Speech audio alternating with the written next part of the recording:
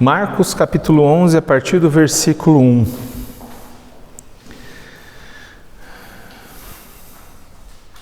Como nós temos diante de nós um texto longo, nós leremos conforme formos expondo. Amém? Vamos orar mais uma vez? Senhor Deus e Pai de nosso Senhor Jesus Cristo, pedimos que o Senhor abra os nossos ouvidos e o nosso coração para a Tua Palavra, para que entre o Rei da Glória em nossa vida e assim nós venhamos a dar frutos que glorifiquem a Jesus, Rei dos Reis, Senhor dos Senhores. Assim oramos nessa manhã, em nome de Jesus, amém. Meus irmãos, nós estamos então, diante de nós, no capítulo 11, dos versos 1 ao verso 26, nós temos a chegada de Jesus em Jerusalém. Eu não sei quantos de vocês se prepararam ao longo dessa semana, lendo esse texto e lendo os salmos de peregrinação. E eu espero que você tenha feito essa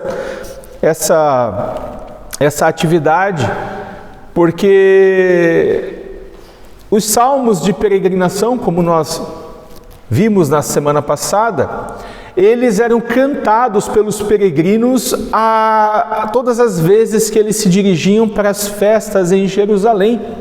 E nós precisamos lembrar que os judeus, eles estavam espalhados em todo o mundo naquela época. Eles tinham sido espalhados, o exílio espalhou os judeus por toda a face da terra habitada. E mais uma vez por ano, pelo menos em uma festa anual, eles tinham que ir a Jerusalém para prestar culto, para oferecer os seus sacrifícios a Deus. E todas as vezes em que eles andavam na sua peregrinação, havia um ponto do caminho em que todos eles se juntavam, ou boa parte deles, e ali junto com outras famílias eles começavam a cantar os salmos de peregrinação. O salmo que nós lemos hoje na abertura do nosso culto, o Salmo 118, ele não faz parte daquela lista do Salmo 120 ao Salmo 134, mas ele era também um salmo para os peregrinos. Ele era um salmo cantado quando os peregrinos chegavam a Jerusalém. Nós estamos entrando hoje na última parte do Evangelho de Marcos. Alguns vão dizer que nós estamos na última semana de Jesus Cristo, do capítulo 11 ao capítulo 16. Particularmente, meus irmãos, eu não sei se tudo isso aconteceu de forma cronológica em apenas uma semana. É muita coisa para acontecer em uma semana. O que eu sei é que essas coisas aconteceram. E é por isso que nós estamos aqui numa manhã de domingo, porque o nosso Senhor Jesus, que foi para Jerusalém, e Ele foi para lá para morrer, como nós vimos nas últimas semanas, Ele vai morrer, mas Ele vai também ressuscitar. O tema do meu sermão nessa manhã é a chegada de Jesus em Jerusalém. Nós vimos na semana passada, em especial, a respeito da cura do cego Bartimeu. Jericó foi a última cidade antes de Jesus chegar em Jerusalém, estar em Jerusalém. Nós vamos ver que hoje Jesus vai até Betfagé, Betânia, mas ele já está na grande Jerusalém. Pense em Jerusalém e nas cidades que ficam ao seu redor, como Jerusalém sendo uma grande cidade, uma São Paulo da vida. E as cidades que estão ali em volta são as suas, são consideradas quase que cidades. Nós veremos que Jesus vai estar na Betfagé, que fica a cerca de 3 quilômetros de Jerusalém. O que é 3 quilômetros, meus irmãos? Não é nada. E nós vimos que Jesus curou Bartimeu. E hoje, agora, nós veremos Jesus entrando de forma triunfal em Jerusalém. Mas a entrada triunfal de Jesus não foi notada por ninguém. Nós veremos isso. Verso de número 1 diz assim a palavra do Senhor: quando se aproximaram de Jerusalém e chegaram a Betfagé e Betânia, perto do Monte das Oliveiras, Jesus enviou 2 de seus discípulos, dizendo-lhes: vão ao povoado que está diante de vocês. Logo que entrarem, encontrarão um jumentinho amarrado, no qual ninguém jamais montou. Desamarrem-no e tragam-no aqui. Se alguém lhe perguntar por que vocês estão fazendo isso, digam-lhe: o Senhor precisa dele e logo o devolverá. E eles foram e encontraram um jumentinho na rua, amarrado a um portão. Enquanto o desamarravam, alguns dos que estavam ali lhes perguntaram: o que vocês estão fazendo, desamarrando esse jumentinho? Os discípulos responderam como Jesus lhes tinha dito, e eles os deixaram ir. Trouxeram o jumentinho a Jesus, puseram sobre ele os seus mantos, e Jesus o montou. Muitos estenderam seus mantos pelo caminho, outros espalhavam ramos que haviam cortado nos campos. Os que iam adiante dele e os que o seguiam gritavam: Hosana! Bendito é o que vem em nome do Senhor, bendito é o rei vindouro de nosso pai Davi, Hosana nas alturas! Jesus entrou em Jerusalém e dirigiu-se ao templo. Observou tudo à sua volta e, como já era tarde, foi para Betânia com os 12. A entrada triunfal que não foi notada por ninguém. O momento que nós tanto aguardamos chegou, finalmente chegou. Mas, como nós lemos, não vai ser na cidade santa que Jesus e os 12 vão se hospedar. Eles vão se hospedar em Betfagé, que significa Casa dos Figos Verdes. Olha que interessante, Casa dos Figos Verdes. Perto de Betânia, e é uma cidade que está a leste de Jerusalém. É lá que Jesus e os 12 vão passar as noites da sua última semana, ou dessa última parte do Evangelho de Marcos. E quando nós olhamos para este Evangelho, nós percebemos que somente agora Jerusalém se torna o palco do grande rei. Jerusalém se torna agora o foco central das ações de Jesus, o Messias. E nós já vimos isso, Jesus entrará em Jerusalém para morrer. De acordo com Zacarias, o Monte das Oliveiras é o local do juízo final. E algumas pessoas associavam isso à vinda do Messias. O profeta Ezequiel vai dizer, por exemplo, que a glória do Senhor se levantou da cidade e parou sobre o monte que fica a leste dela, sobre o Monte das Oliveiras, é onde Jesus está. O profeta Ezequiel, em outro texto, vai dizer assim também: a glória do Senhor entrou no templo pela porta que dava para o lado leste, no Monte das Oliveiras. E Zacarias vai dizer: naquele dia os seus pés estarão sobre o Monte das Oliveiras, a leste de Jerusalém. Então, logo em seguida, Jesus vai dar instruções aos discípulos, e em especial a 2 discípulos, nós não sabemos quem são. Eles devem ir a um povoado adiante e eles devem encontrar um jumentinho que nunca foi montado. Eles devem pegar aquele animal e eles devem trazer. E se alguém perguntar para eles por que eles estão fazendo isso, eles devem dizer que o Senhor precisa dele, mas logo vai devolver. Então, meus irmãos, é do Monte das Oliveiras que Jesus envia os seus discípulos com a missão de preparar o cenário. Lembra lá no comecinho, quando nós vimos que o Evangelho de Marcos, ele é como se fosse uma biografia, uma narrativa histórica, como se fosse uma novela, um seriado? Então, Jesus está preparando o cenário para a sua entrada triunfal em Jerusalém. As instruções são claras para aqueles que viviam naquele contexto cultural, mas para nós elas não são tão evidentes assim, é verdade?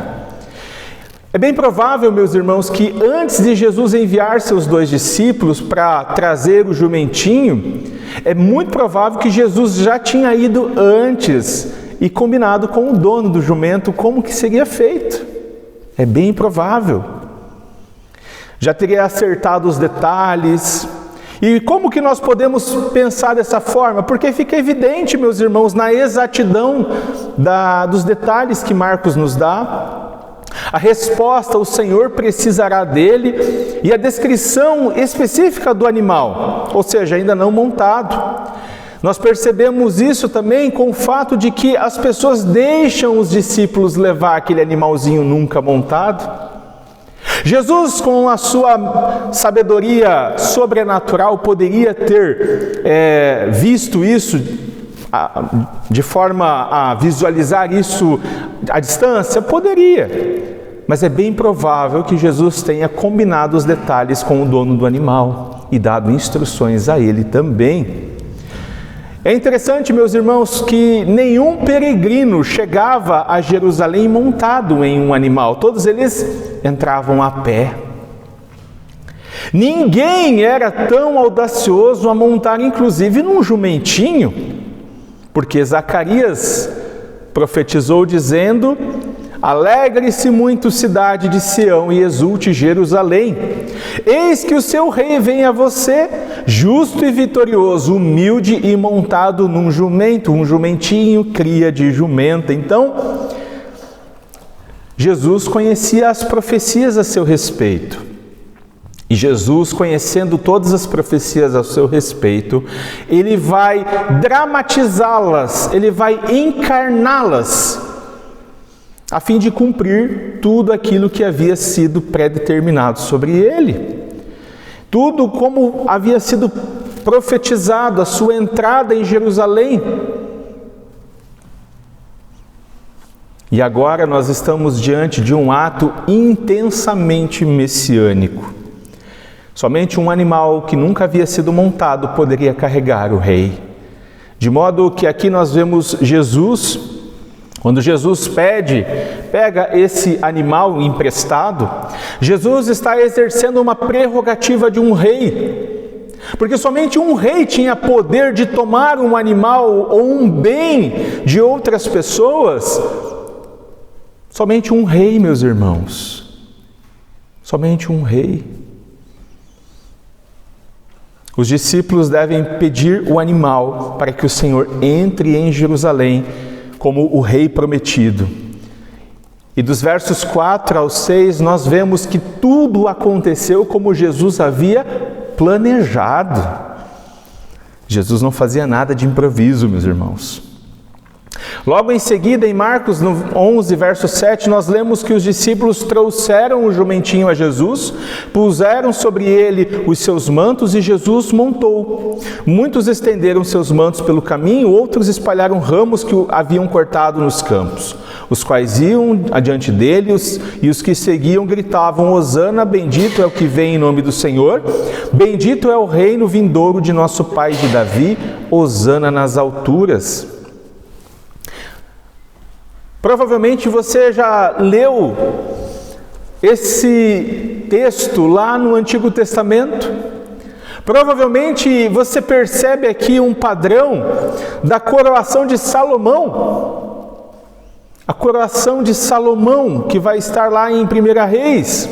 E também na coroação do rei Jeú, que vai dizer assim: imediatamente eles pegaram seus mantos e os estenderam sobre os degraus diante dele.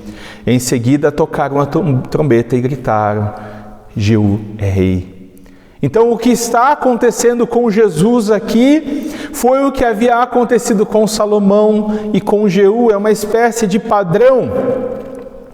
Os discípulos colocaram seus mantos em cima do jumento, não tinha uma sela, e se você já andou a cavalo ou de jumento, você sabe que precisa de uma sela, geralmente você tem uma sela. Poucas pessoas são tão corajosas em montar sem sela. E ele não tinha, porque ele nunca havia sido montado, ele era um jumentinho. E agora, quando Jesus monta esse pequeno potro, as pessoas que estavam junto com ele, peregrinos da Galileia, talvez, passam agora a jogar seus mantos no chão para que Jesus passe por eles. Mantos, ramos e um jumentinho nunca montado apontam para o rei que estava passando. Os cânticos e os gritos da multidão que acompanhava Jesus também mostra isso. Hosana, bendito é o que vem em nome do Senhor, bendito é o reino vindouro do nosso pai Davi, hosana nas alturas. Mas não é bem isso que eles estão entendendo. Esses dois versos, os versos 9 e 10, têm origem lá no Salmo 118, o salmo que nós lemos no começo do culto, lá especialmente no verso 26. É um salmo de Halel para as ocasiões de peregrinação. E a palavra hosana, ela significa salve agora. E elas eram inicialmente direcionadas a Deus e ao seu Messias. Mas na época de Jesus, a palavra hosana se transforma numa saudação para os peregrinos que chegam a Jerusalém. É uma expressão de alegria, de júbilo. E não é mais uma oração a Deus ou uma saudação ao rei. E tanto a palavra hosana quanto as palavras bendito é aquele que vem em nome do Senhor passam agora a ser saudação para os peregrinos que estão chegando para as festas. Jesus está indo para a festa da Páscoa. Veja, a multidão grita, mas não está reconhecendo Jesus como Messias.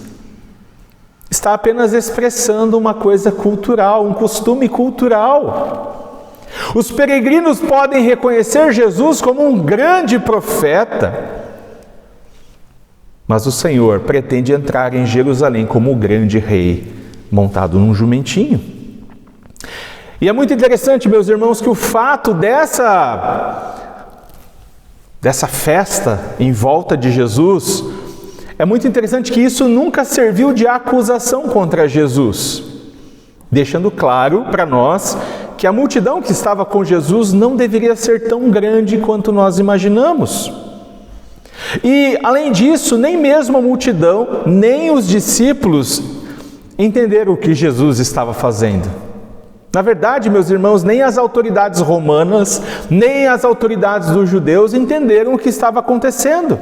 Eles não perceberam as conexões entre aquilo que Jesus estava fazendo e a profecia, e as profecias sobre ele. Todos pensavam que a multidão estava alegre por causa de Jesus, um grande profeta. E aí quando nós vamos ao versículo de número 11, nós vemos um anticlímax, ou seja, estava todo mundo festejando no meio do caminho, e quando Jesus finalmente chega ao templo, quando Jesus finalmente entra na cidade, chega ao templo, o texto diz que observou tudo à sua volta e como já era tarde foi para Betânia com os 12, ou seja, que final mais estranho, porque se você está lendo ali a festa de todo mundo e Jesus está se preparando para entrar na cidade santa, na cidade de Davi, nós deveríamos esperar o quê? Uma multidão para coroar o Rei da Glória, para saudá-lo. Mas não tinha ninguém, nada, completamente ignorado. Quem estava festejando antes eram os discípulos, eram alguns seguidores peregrinos que estavam ali. Mas quando Jesus entra em Jerusalém e vai até o templo, todo mundo o ignora. O Rei dos Reis é ignorado na sua capital e no seu palácio. Mas mais absurdo nessa passagem é que na entrada de Jesus em Jerusalém no templo, nada acontece, nada. Para um rei entrando em sua capital e palácio, este é o maior dos insultos. Se qualquer outro rei vitorioso chegasse na sua cidade, na sua capital, e não fosse recebido com festa, cabeças iriam rolar, pessoas iriam chorar. Mas aqui nós vemos a entrada que deveria ser triunfante foi ignorada. Jesus não foi recebido corretamente em Jerusalém e haverá sérias consequências para aqueles que não recebem um rei como ele espera. Mas o que vai acontecer após Jesus entrar em Jerusalém e não ser reconhecido por ninguém? Como Jesus vai reagir ao ser completamente ignorado por aqueles que deveriam saudá-lo e o adorá-lo? Bom, vamos comigo no verso de número 12. Nós vemos a figueira amaldiçoada e a purificação do templo. E a palavra diz assim: no dia seguinte, quando estavam saindo de Betânia, Jesus teve fome. Vendo à distância uma figueira com folhas, foi ver se encontraria nela algum fruto.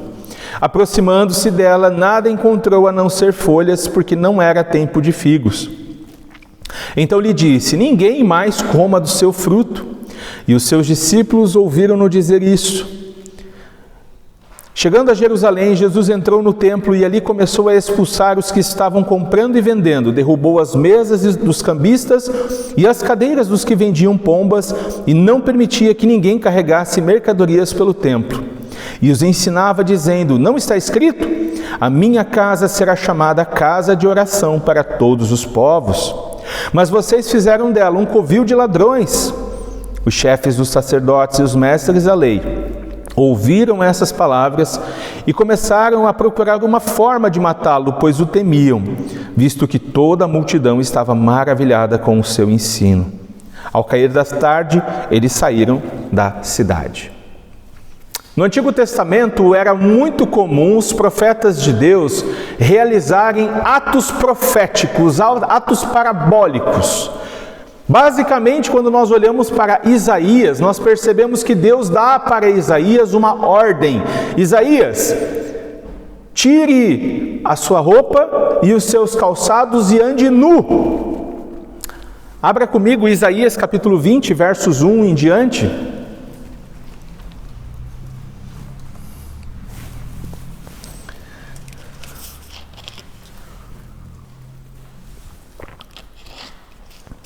Essa é uma das parábolas. Isaías capítulo 20, verso 1. É um dos atos parabólicos dos profetas.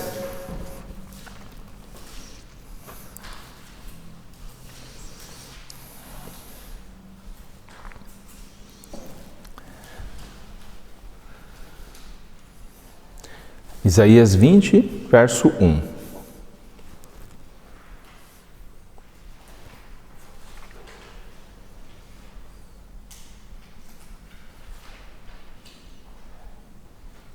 Todos acharam? Amém. No ano em que o general enviado por Sargom, rei da Síria, atacou Asdod e a conquistou, nessa mesma ocasião o Senhor falou por meio de Isaías, filho de Amós, e disse: tire o pano de saco do corpo e as sandálias dos pés. Ele obedeceu e passou a andar nu e descalço. Disse então o Senhor: assim como meu servo Isaías andou nu e descalço durante 3 anos, como sinal e advertência contra o Egito e contra a Etiópia, assim também o rei da Assíria, para a vergonha do Egito, levará nus e descalços os prisioneiros egípcios e os exilados etíopes, jovens e velhos, com as nádegas descobertas. Meus irmãos, isso é um ato profético. Isso é um ato profético. Isso é um ato parabólico. Jesus contava muitas parábolas, mas agora Jesus está encarnando uma parábola profética. E a parábola, ela diz algo através de uma metáfora. Após entrar em Jerusalém e não ser reconhecido por ninguém, Jesus então realiza este ato, amaldiçoando a figueira estéril. E esse milagre nos ajuda a compreender a purificação do templo que vem logo em seguida. Um comentarista, meus irmãos, vai dizer que uma recepção inadequada leva a uma função inadequada. O fato de Jerusalém e daqueles que estavam no templo não receberem Jesus da forma correta, vai mostrar para nós que tanto a figueira quanto o templo são disfuncionais, eles não estão servindo, não estão sendo, não estão vivendo, não estão agindo da forma como Deus havia planejado. Estão agindo de forma disfuncional. Jesus estava com fome. E às vezes, quando nós vemos esse texto, nós podemos pensar que pode ser uma fome espiritual. Mas não, meus irmãos, a fome de Jesus é real, ele estava com fome. E nisso nós vemos que Jesus ele é totalmente Deus e totalmente homem, 100% Deus, 100% homem. E a fome de Jesus mostra que ele era totalmente homem também. Então, quando ele vê aquela figueira, ele vai ver se ela tem algum fruto para ele comer, mesmo não sendo na época de figos. As folhas daquela figueira mentiram sobre a realidade dela. Porque se tem folha, tem que ter figo, tem que ter fruto. Mas as folhas não servem para nada. A figueira era uma das árvores mais comuns em Israel, das árvores frutíferas. E havia uma época do ano em que ela dava os brotinhos, uns botões, que não era o figo em si, ainda, ele seria figo, mas naquele momento ele era como se fosse um botãozinho. E as pessoas comiam aquilo, e é aquilo que Jesus está procurando, pelo menos. Jesus sabe que não é época de figo, mas aquela figueira tem folhas, então se tem folhas tem que ter fruto, não pode. Se você já teve uma figueira em casa, você sabe, se tem fruto, tem folha, se tem folha, tem fruto. Então o que Jesus faz com essa figueira é ao mesmo tempo simbólico e real, porque ele decreta juízo e condenação, porque a figueira não cumpre sua função. A função da figueira era dar frutos quando tivesse folhas. Tem folhas, tem que ter frutos, não tem fruto, não está funcionando corretamente. Mas esse juízo e essa condenação contra a figueira simboliza também, dramatiza aquilo que vai acontecer com o templo logo em seguida. E quando nós olhamos para o Antigo Testamento, nós percebemos que a figueira é também utilizada como um símbolo nos pronunciamentos de juízo sobre o povo de Israel, de Judá, de Nínive e de outras nações. A figueira representa Israel e é julgada por seu Messias porque Israel, apesar da sua aparência e atividade religiosa simbolizada pelas folhas, deixou de produzir frutos devidos.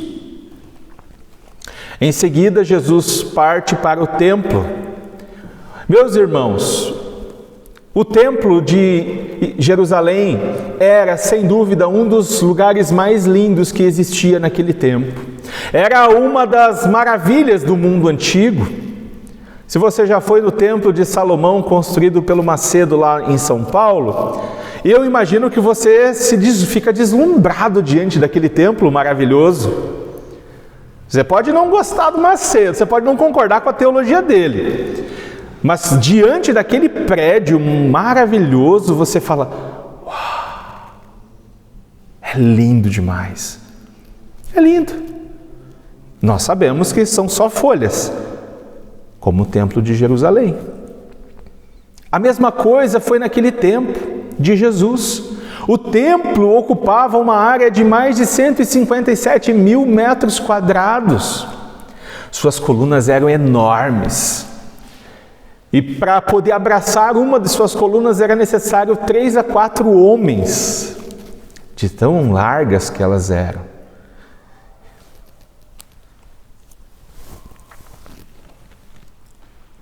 Apenas folhas, nenhum fruto. E mais uma vez Jesus repreende aquilo que não funciona corretamente, aquilo que não atende às suas expectativas. Muitas pessoas que pensam que Jesus está contra a religião utilizam esta passagem para provar seu ponto de vista, a passagem que Jesus vira a mesa, derruba a cadeira e expulsa a cambista do templo. Mas nós precisamos entender o que está acontecendo aqui para que Jesus agiu. Por que Jesus agiu desta forma? Irado, aparentemente, né? Porque quando nós lemos aqui, nós temos a impressão de que Jesus está irado, revoltado. Por que Jesus precisou expulsar os que compravam e vendiam no templo? Por que Jesus vira as mesas e as cadeiras dos cambistas? Tim Keller, no livro A Cruz do Rei, vai dizer: quando alguém adentrava as portas do templo, a primeira área em que se deparava era o pátio dos gentios, ou das nações. Essa era a única área em que os que não eram judeus podiam entrar. Era a maior área do templo e as pessoas tinham que atravessá-la para chegar ao restante das dependências. Todas as transações comerciais no templo eram feitas ali. E quantas delas haviam? Então, a revolta de Jesus é porque ele está num local que era o pátio dos gentios, era o único local em que os gentios poderiam adorar a Deus. Se um gentio tentasse ir para outra área do templo, ele poderia ser condenado à morte. Ele não podia, ali era o único local em que um gentio poderia orar ao Senhor. Único local. Você já tentou orar num lugar que está tendo um fervo de gente? Pensa, você num fervo de gente, num estádio de futebol, Ana. Corinthians e Palmeiras. E dá gol do Corinthians. Perdão, do Palmeiras. Pensa você tentar orar num estádio de futebol naquela situação. Consegue? Você pode ser a mulher mais crente do mundo, você não consegue. O barulho da torcida é ensurdecedor. Joséfo, o antigo historiador, conta que em uma época da Páscoa, 255 mil ovelhas foram vendidas e sacrificadas nos pátios do templo. 255 mil ovelhas em um determinado dia do ano. Aquele local era uma confusão, mas era para ser local de oração. Como alguém poderia adorar ao Senhor em meio de tanta confusão, Fernando? Se concentrar, fechar seus olhos, fazer sua oração silenciosa, nem pensar. Deus não é surdo? Claro que não. Mas se a gente não consegue nem se concentrar, é por causa disso, meus irmãos, que Jesus está indignado. É por causa dos vendedores e dos compradores, porque eles estão fazendo da casa de Deus, que deveria ser o local, uma casa de oração para todos os povos, em um covil de ladrões. O problema, meus irmãos, não era o comércio que estava sendo feito. Jesus não está contra o ato de vender ou comprar. O problema é que o local em que eles estavam não era o local para isso. Era um local de culto, era um local de adoração e era o único local em que os gentios poderiam estar.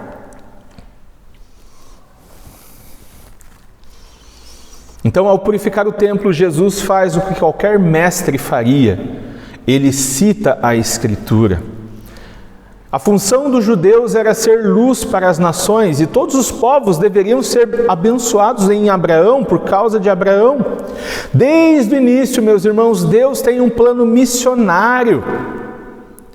Quando Deus forma o povo de Israel, o plano missionário de Deus é de fora para dentro. É por isso que aqueles que se convertiam ao judaísmo tinham que ir a Jerusalém. É por isso que os judeus tinham que ir a Jerusalém. Então era de fora para dentro. Em Cristo, essa lógica é invertida, porque agora nós não precisamos ir ao templo em Jerusalém, nós não precisamos ir para Jerusalém, pelo contrário, os discípulos sairão de Jerusalém e irão por toda a face da terra, chegando até os dias de hoje.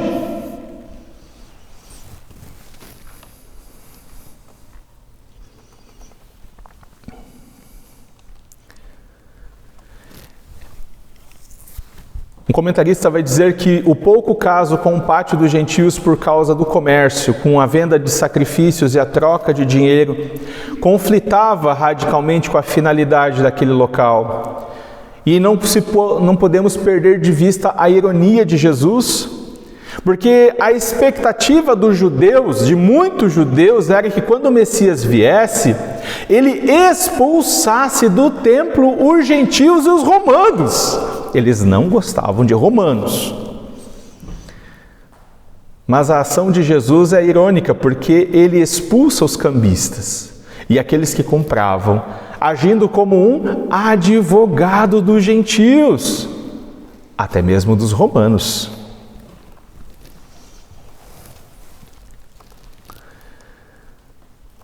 O propósito do templo, meus irmãos, era ser um local de adoração para todos os povos. Mas o comércio lá impedia isso. E sem falar, que os sacerdotes lucravam muito dinheiro. Os sacerdotes ganhavam cerca de 4 a 8% de cada transação que era feita.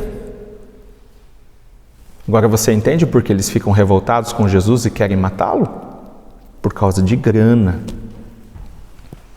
E é por isso que Jesus chama eles de ladrões.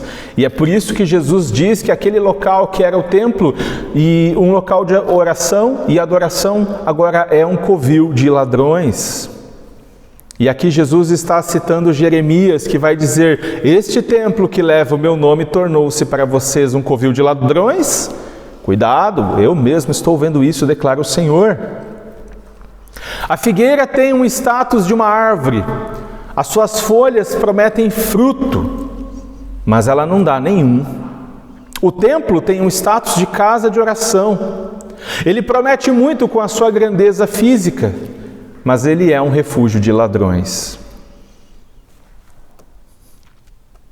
A multidão, quando vê Jesus fazendo isso e ensinando essas coisas, fica maravilhada com Jesus. Maravilhada. E é interessante, meus irmãos, que Marcos dá a entender que tudo deve ter ocorrido num pequeno espaço de tempo, Quando nós vemos as palavras ao cair da tarde, de manhã, e agora após purificar o templo, Jesus vai descansar. Marcos, verso 20 e 21 vai dizer: no outro dia, provavelmente, de manhã, ao passarem, os discípulos viram a figueira seca desde as raízes. Pedro, lembrando-se, disse a Jesus: Mestre, vê, a figueira que amaldiçoaste secou. O juízo de Jesus se cumpriu. A figueira secou completamente, não há mais nada a ser feito, a não ser arrancá-la e jogá-la no fogo. E aqui nós vemos mais uma vez a divindade de Jesus de forma clara, porque Jesus não ora ao Pai para amaldiçoar a figueira, não, Ele a amaldiçoa. Ele fala como Deus, Ele age como Deus. E da mesma forma que Ele decretou juízo e condenação para aquela figueira, Ele decretará também juízo e condenação para o templo. É o que nós veremos futuramente em Marcos capítulo 14. Capítulo 15. E além de trazer juízo sobre o templo, o qual vai ser destruído ali por volta do ano 70 depois de Cristo, Jesus também trará juízo sobre o nosso mundo. Marcos capítulo 8, verso 38, nós vemos isso. Se alguém se envergonhar de mim e das minhas palavras nesta geração adúltera e perversa, o Filho do Homem se envergonhará dele quando vier na glória de seu Pai com os seus santos anjos. Meus irmãos, nós vimos que nem a figueira, muito menos o templo, estavam funcionando conforme Deus havia planejado. Como tudo isso se relaciona com oração, fé e perdão? Bom, vamos ao versículo de número 22. Respondeu Jesus: tenham fé em Deus. Eu lhes asseguro que se alguém disser a este monte, levante-se e atire-se no mar, falando sobre o Monte das Oliveiras, e não duvidar em seu coração, mas crer que acontecerá o que diz, assim lhe será feito. Portanto, eu lhes digo, tudo que vocês pedirem em oração, creiam que já o receberam, e assim lhe sucederá. E quando estiverem orando, se estiverem alguma coisa contra alguém, perdoem-no, para que também o Pai Celestial lhes perdoe os seus pecados. Mas se vocês não perdoarem, também o seu Pai que está nos céus não perdoará os seus pecados. Então, nós vemos aqui Jesus estabelecendo um novo padrão de como as coisas devem acontecer, de como as coisas devem funcionar na comunidade que ele está formando. Aqui nós temos Jesus formando sua igreja. E essa igreja ela deve funcionar da seguinte forma: deve ser um local de oração e perdão. Os seus discípulos devem orar com fé e perdoar. Porque se eles agirem desta maneira, eles funcionarão corretamente, da forma que Jesus estabeleceu. Nós precisamos, quando estamos diante de alguns textos, meus irmãos, cuidar para não interpretá-los de forma literal, porque alguns não são literais. O fato de Jesus afirmar que se nós orarmos com fé para um monte, e esse monte será lançado ao mar, isso é uma hipérbole, ou seja, isso é um exagero. Eu não sei quantos de vocês já tentaram fazer isso. De repente, olhando para o morro do Cristo Luz e pedindo ao Senhor que esse monte com essa imagem seja lançado no meio do oceano. Acho que ninguém fez essa oração. Ninguém tem tanta imaginação criativa. Não é isso que Jesus está mandando a gente fazer. Não é isso que Jesus está mandando seus discípulos fazer. A ênfase de Jesus está na oração com fé. Porque por meio da fé, Deus pode fazer milagres e maravilhas. É assim que Deus escolhe agir muitas vezes, através da nossa oração com fé. Orar com fé é orar na certeza de que Deus ouve as nossas orações e responde elas, de acordo com a sua vontade.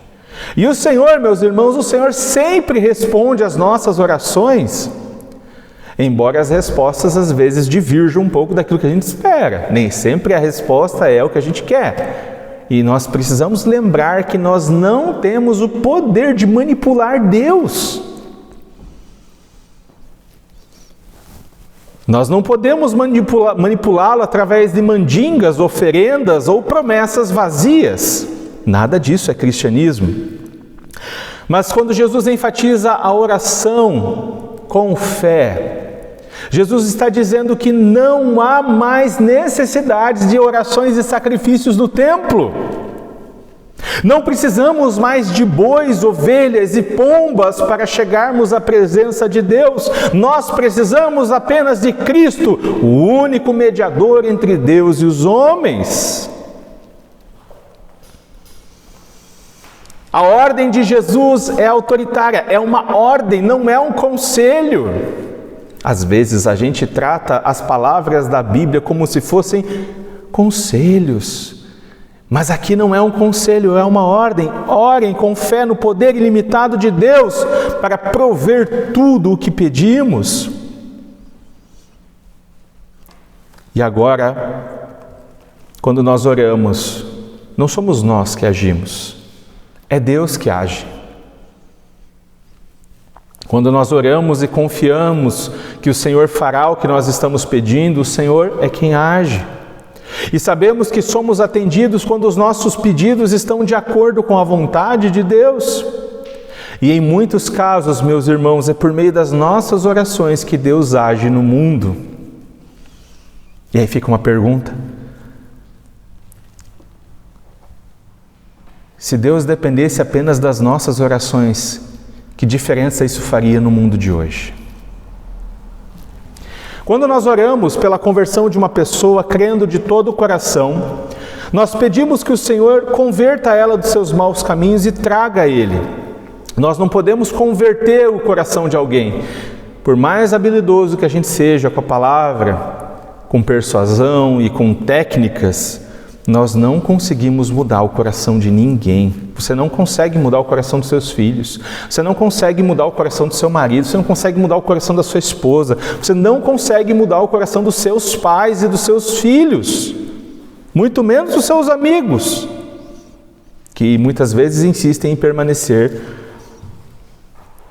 em lugares onde o Evangelho não é pregado.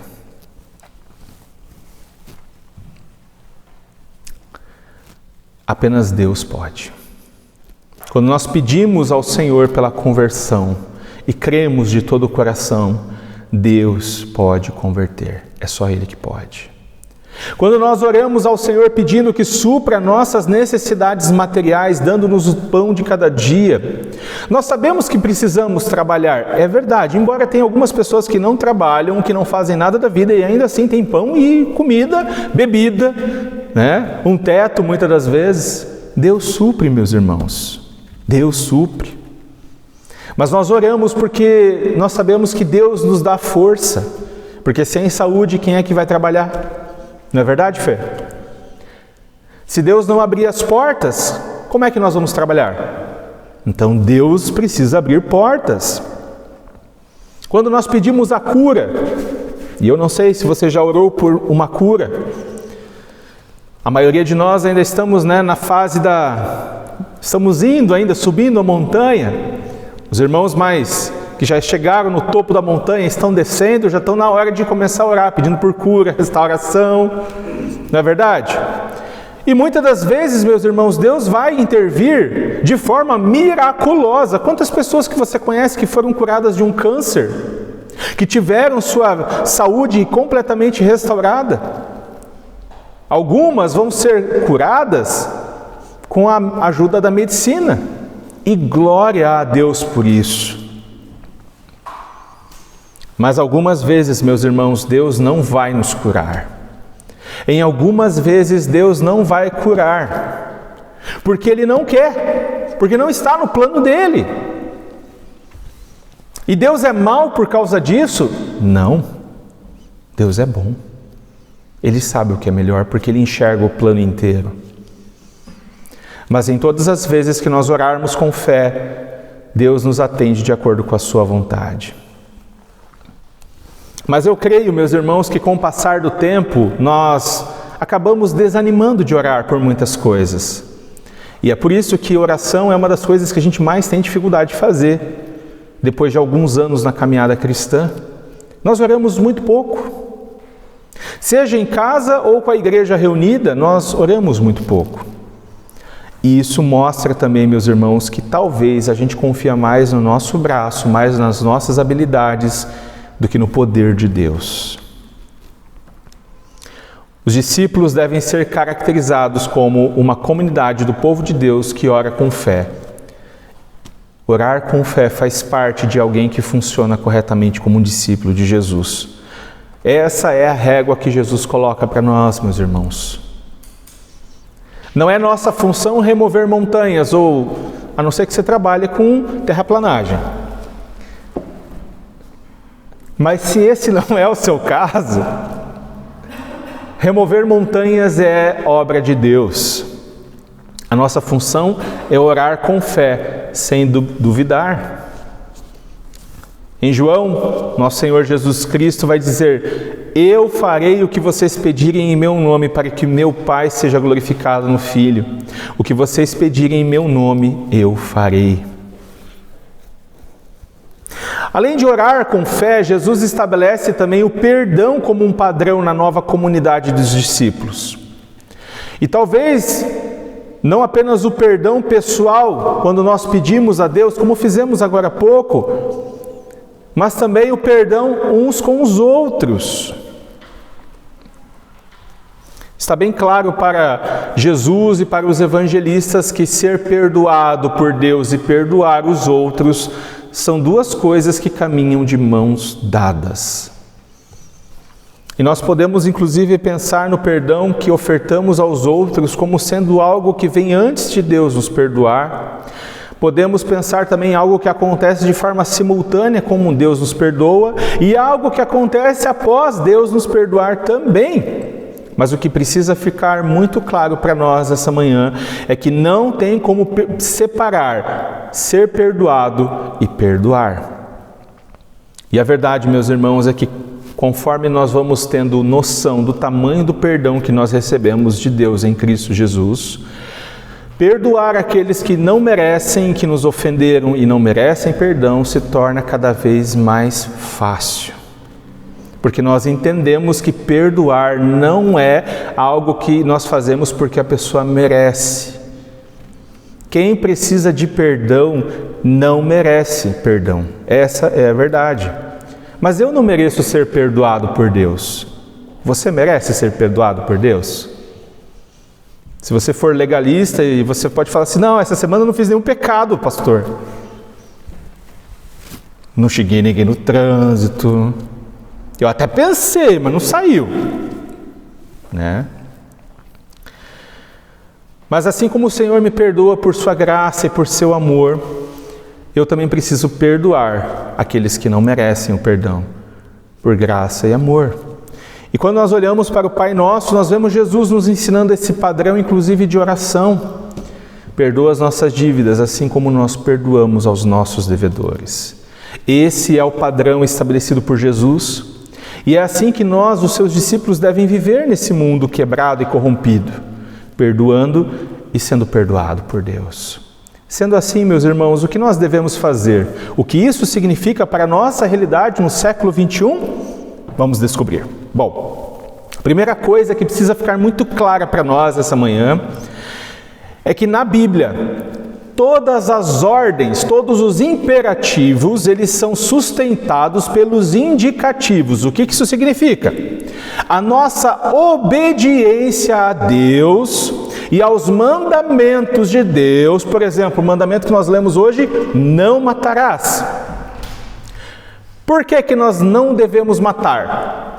Porque Deus disse, mas ok, mas o que vai sustentar? Por que nós obedecemos isso? Porque agora nós somos filhos de Deus. Nós fomos salvos pela graça de Deus. Nós somos transformados. Deus nos amou e nos perdoou em Cristo Jesus, e é por isso que nós não matamos.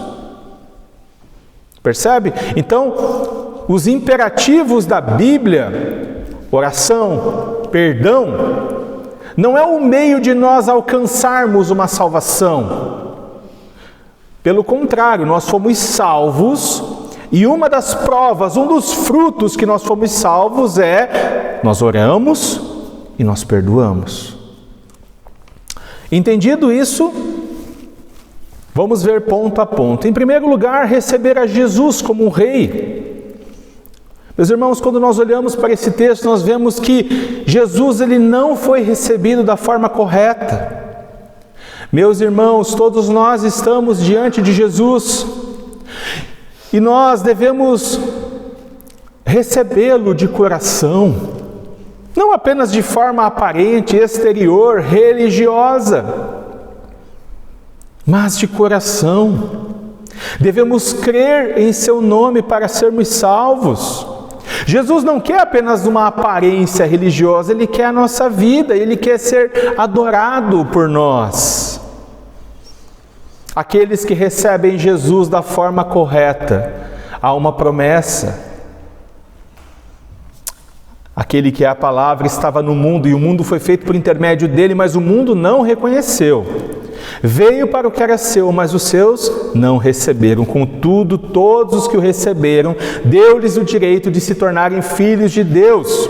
Os que não nasceram da carne, nem do sangue, nem da vontade humana, mas nasceram de Deus, meus irmãos.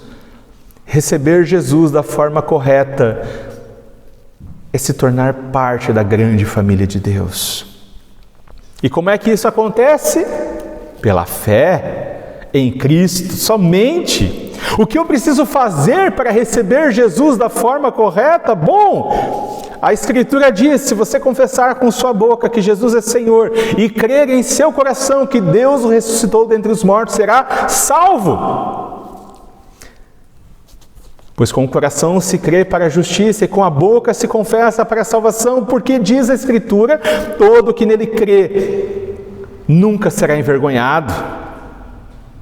Não há diferença mais entre judeus e gentios, pois o Senhor é o mesmo de todos e abençoa todos que o invocam, porque todo aquele que invocar o nome do Senhor será salvo. Aqueles que já receberam Jesus e já se tornaram filhos de Deus, o Pai, temos uma advertência. É perigoso, meus irmãos, vivermos a vida cristã da boca para fora. Será que nós estamos servindo a Jesus da maneira como Ele espera? Com todo o nosso coração, com toda a nossa vida, colocando a vontade revelada de Deus em Cristo acima do nosso conforto e do nosso bem-estar? Jesus vai convidar a igreja de Laodiceia para se arrepender e voltar à prática das primeiras obras, meus irmãos.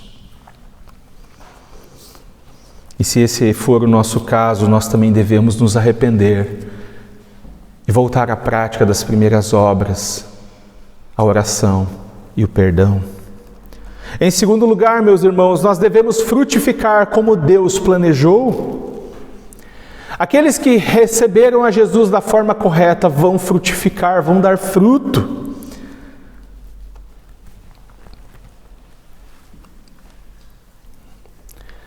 Que fruto? Fruto do Espírito. Aqueles que vão experimentar.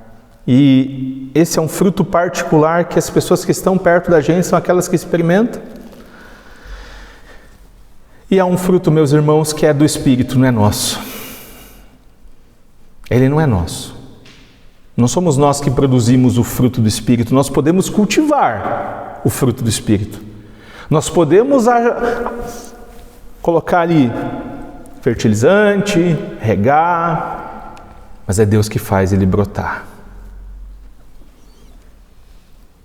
Nós recebemos a Jesus como Rei e Senhor, e Ele o é, e agora nós estamos unidos a Ele. Quando nós estamos unidos a Jesus, meus irmãos, nós damos o fruto da forma que Ele planejou.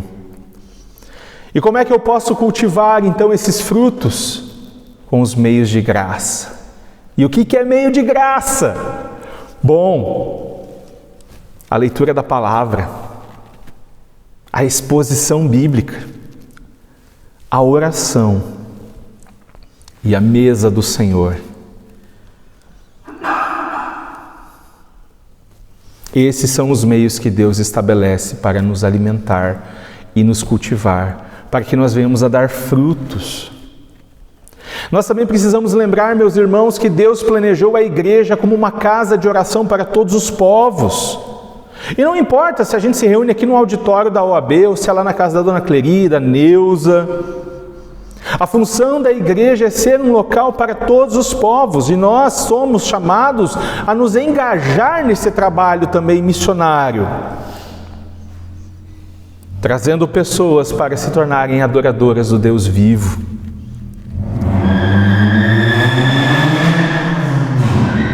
Uma pesquisa recente, que saiu essa semana, diz que 82% dos nossos amigos esperam um convite nosso para adorar ao Senhor.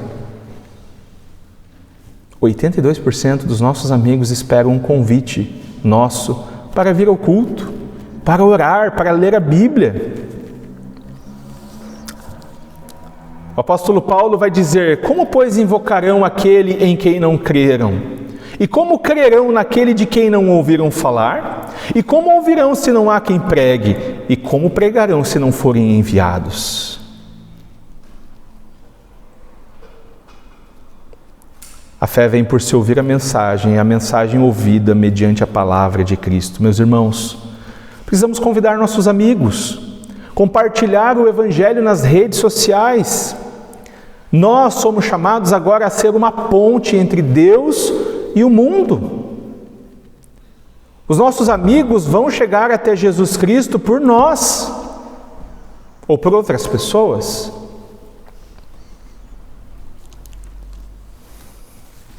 Nós não podemos ser pedra de tropeço, impedir a outras pessoas de adorar ao Senhor.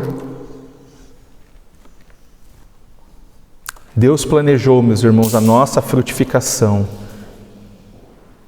Deus planejou. Por fim, nós somos chamados a orar com fé e a praticar o perdão. Nós devemos cultivar o hábito de orarmos uns pelos outros, de orarmos uns com os outros. Nós devemos cultivar o hábito de orarmos constantemente. Meus irmãos, tem pessoas que não são convertidas a Jesus, mas que oram muito mais do que nós. Como é que pode isso? É religioso o que elas fazem, eu sei. Mas nós precisamos lembrar que Deus responde oração. Eu não sei qual é o seu motivo de oração, mas eu sei que todos nós temos motivos de oração. E alguns desses motivos de oração têm nome, sobrenome, endereço, CPF. Nós também precisamos nos reunir como igreja para orar, seja numa vigília, seja numa mini vigília, seja de 2 em 2 na casa de alguém. Esse é o padrão que Jesus nos estabeleceu. Nós também podemos convidar outras pessoas para a nossa vida, para orar com elas, para ler a Bíblia com elas. Mas além, meus irmãos, de sermos uma casa de oração, nós precisamos ser uma casa de perdão. Uma casa de perdão, pessoas que perdoam. Aqueles que foram perdoados. Não faz sentido, meus irmãos, deixarmos de perdoar quem nos machuca e ofende se nós fomos perdoados. Novamente, meus irmãos, o perdão não é um conselho de Jesus, é uma ordem, é um mandamento e inclusive uma condição. Deus nos ordena a perdoar e estabelece isso como uma condição para que as nossas orações sejam atendidas, especialmente quando nós pedimos perdão por nossos pecados.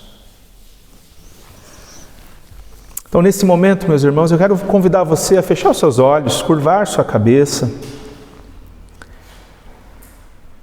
E gostaria que você se lembrasse nesse momento das pessoas que te ofenderam, daqueles que você sabe que precisa perdoar. A palavra de Deus diz, assim como diz o Espírito Santo, hoje, se vocês ouvirem a sua voz, não endureçam o coração.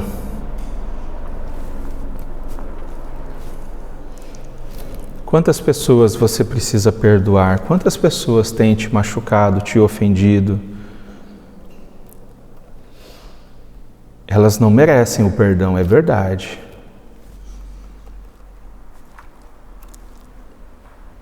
Mas eu e você também não merecemos o perdão que recebemos de Deus. E também não merecemos o perdão daqueles que já nos perdoaram.